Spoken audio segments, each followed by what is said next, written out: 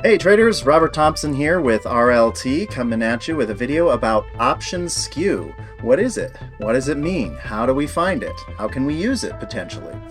These are some great questions that have been coming at us, so I'll go over it a little bit and then we'll dive into the broker and I'll show you a little bit more detail what I'm talking about. All right, let's check it out. All right, here we are. We're inside of Tastytrade. Those of you who trade with me probably recognize this platform. If you don't use Tastytrade, you probably can figure this out in your own broker if there's any kind of analysis tool. Yeah, I'm sure there's a YouTube search or something like that. They probably have a helpline, you know. So I'm just going to show you what we're talking about here when it comes to options skew. So basically, options skew is the difference between the implied volatility in contracts that share an expiration. And it usually breaks down into one of two categories. All right, so first we have either call skew, okay, or put skew. All right, those are usually one of the two that you're going to see. And the way we determine what the skew is by looking at the implied volatility of each individual contract. Now, you can eyeball this in a somewhat quick and dirty way, all right? And the best way to do it is to go to out of the money options and look at the strangles, okay? Which means we're selling a put way out of the money, and we're also selling a call way out of the money. Now, if the implied volatility for both of these contracts, okay, was the same, then if you are at the exact same delta, the price would theoretically be the exact same. All right, so I'm looking at the out of the money call right here. You can see I'm at the 15 delta, which means my directional risk is, well, the put is also the same. So the directional risk is going to be the same. That's my point here. All right, so we're at the 15 delta. That just denotes my directional risk. Notice that I'm trading between $12 and $13. Now, I'm on the SPX right now because, and I'm about 45 days out. That's a good sweet spot for evaluating volatility. And the reason we're out of the money is because the effect of implied volatility on a contract is much more pronounced the further away you get from the money. And that's where you're going to be able to identify any skew if it exists. Is it call skew or put skew? Call skew would be higher implied volatility on the call side, which would mean that the market is expecting a substantial rise in price, and it's getting priced in through the option activity. Put skew, which is much more common, by the way, essentially means that the puts have a higher implied volatility, and the market is preparing or hedging against a potentially large crash or something like that. And in a trending bull market, you will find that most of the time the market has put skew. All right, now it depends on the symbol.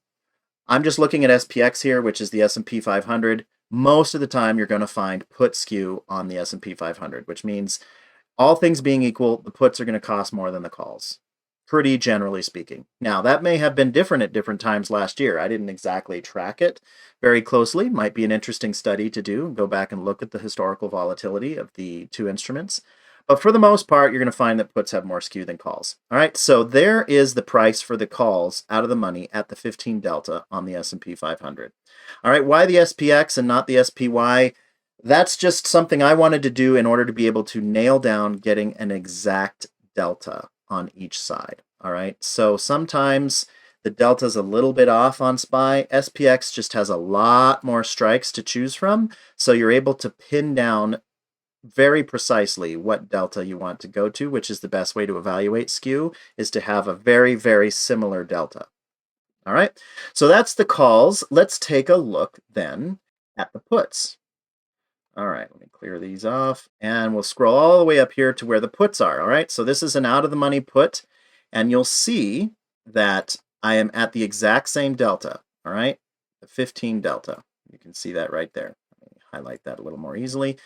And you already notice that the puts are a lot more expensive than the calls. The calls were between $12 and $13. The puts here are between $20 and $21. All right, so there's definitely put skew on the markets, which makes sense for now because we've been screaming higher. So people are preparing for a big down move, or at least hedging against one should that happen. All right, so that is kind of the quick and dirty way. Now, why do we go out of the money to look at this? Well, it's because, as I said before, when you go out of the money to look at this, the effect of implied volatility is much more pronounced. If you go at the money, there's other things happening here. All right, there's more market activity, more volume. There's more intrinsic value properties that could affect this. There's more gamma going on here. So in order to really get a clean look at skew, you need to go out of the money. And I'll prove it and demonstrate exactly what I'm talking about by using the analysis tool here, which, by the way, is another great way to actually just check the skew itself. All right, so what we're going to do is, this is Tastytrade's analysis tool, all right? And you can see, let me just turn this off for a second to illustrate my point. You can see kind of what I'm looking at here, all right? There's the short put, there's the short call, profit zone, and then we lose out here. Pretty standard strangle. The strangle is the easiest way to evaluate skew, in my opinion, because you can quickly see both sides. Now, Tastytrade has a very handy tool where you can go over here to the analysis tool and you can use per contract IVs. All right, so I'm just going to click this, and this is going to give you the implied volatility of each individual contract separately. Ignore this. This was a prior example. So this is our strangle right here. Okay, right here. And as you can see, the put has 15.68% of implied volatility, and the call has 9.98%. So right there, you can immediately tell that the put has higher implied volatility than the call. Therefore, we have put skew on the SPX right now. As I said, you want to go out of the money to evaluate this. What would happen if we were to do the straddle instead and go right at the money? All right, the SPX closed at 45.76 and some change, so the 45.75 is as close as we can get to the at the money. All right, so this is one on each side. Notice that the prices are drastically different, but that actually has nothing to do with skew. All right, that's another video. There's a lot of other factors that are affecting those prices. And how do we know that for sure? Well, we go back to the analysis tool, okay? If we flip back over here, and we look at the per contract IV, notice how they are identical when you are at the money. There is no skew at the money. All right? The IV is exactly the same, 11.74% for both the put and the call. So in order to identify skew, you have to go out of the money where implied volatility is much more heavily overstated.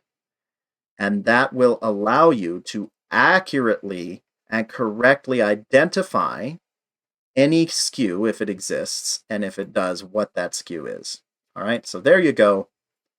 You can see once again, higher put skew than call skew. I'm not sure if there's an instrument out there right now that has higher call skew. You guys can give me some ideas. We can look it up.